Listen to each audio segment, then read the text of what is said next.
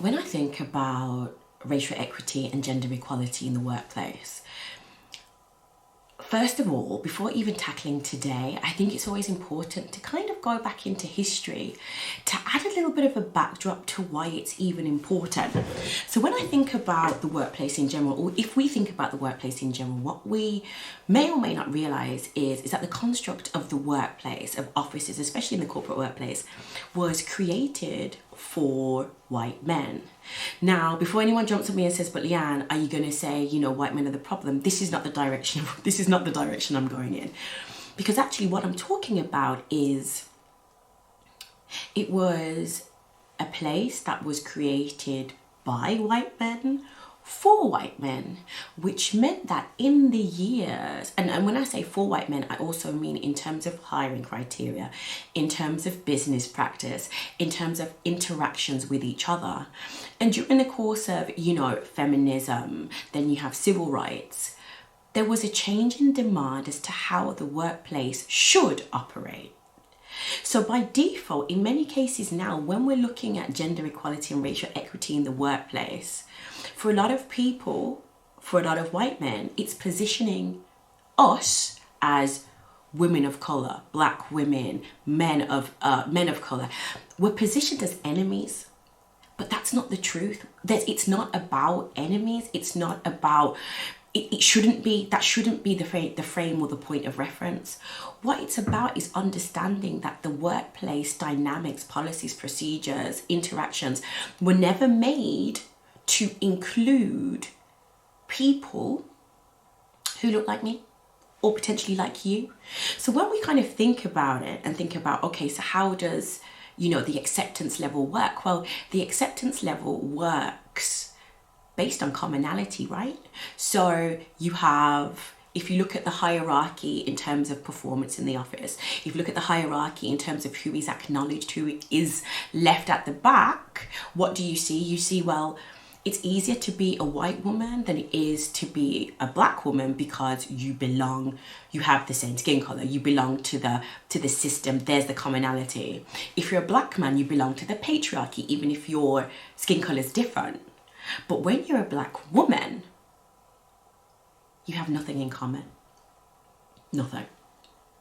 And this is the reason why when we're focusing on gender equality, and in my case, gender equality in general, but also specifically honing in on the fact that black women need extra help, it's because if you take this element of commonality, there is something in the existing systems that benefit black men to a varying degree, white women, but there is no point of commonality for black women to thrive fully under the existing processes and procedures. And this is the part where, allyship, education, knowledge are key, because until it's really widely understood and accepted that the workplace was originally created as a club and you had to meet certain requirements, namely white and male, to enter into it, we can't actually make enough changes to understand how to help those who don't belong to that group. And if you think about it and you take it a next step, as the workplace became more varied in terms of the people who were allowed to be there, the key word, there's 2 points. One is allowance, right? Allowance to be there. The pace of progress, the hurdles that you needed to jump over are defined by and set by a group. So you may not ever be able to achieve those standards. But what we also know is in preservation of power, there's a reason why there's an old boys club for that. Because as the workforce became more, in the true sense of the word, varied, people from different backgrounds, men, women, mixing together, there became the necessity to keep this old boys club, to keep, i.e., a ruling class within the workplace. So when you kind of look at all those facts historically and look at today, when people kind of talk about women in the workplace and lowering standards, when they specifically talk about minoritized groups, black women, and lowering standards, the reason why the language is just so wrong is because it's never been about standards that people who don't fit a particular mold can never achieve. So it's not about lowering standards. It's about changing the lens, and it's about changing the way companies operate to acknowledge that it is not only made for white men in the way that it may have been 30, 40, 50, 60 years ago.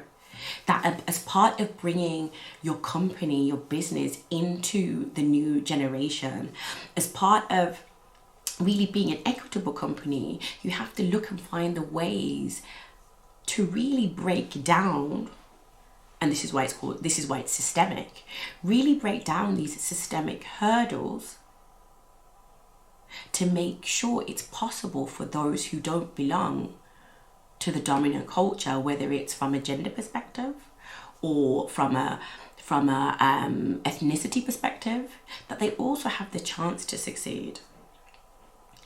And that's kind of really for my point for today, is that we really have to start to look at, or really accept and understand, that gender equality and racial equity in the workplace it shouldn't be about them versus us. It shouldn't be the feeling of, and you hear it a lot of white men say, it's a bad time to be a white man right now. It's not a bad time to be a white man right now.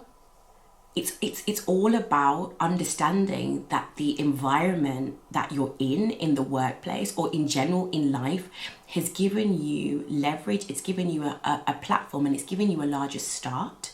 So in leveling the playing field, it makes it fair for everybody, but it doesn't disadvantage any of you who belong to that group. And that's the point that I'm trying. It shouldn't be a them and us. It should be, how can we make this business equitable? How can we make this business gender balanced? Not for the sake of it, but because the standards and everything else we've applied so far have been to the exclusion of women. And in turn, how then will we use this, because we know already, to make our business more profitable, to make our business more sustainable? Because all of this comes together as a package. So, would love to hear your thoughts in the comments, and I wish you a great day. Bye.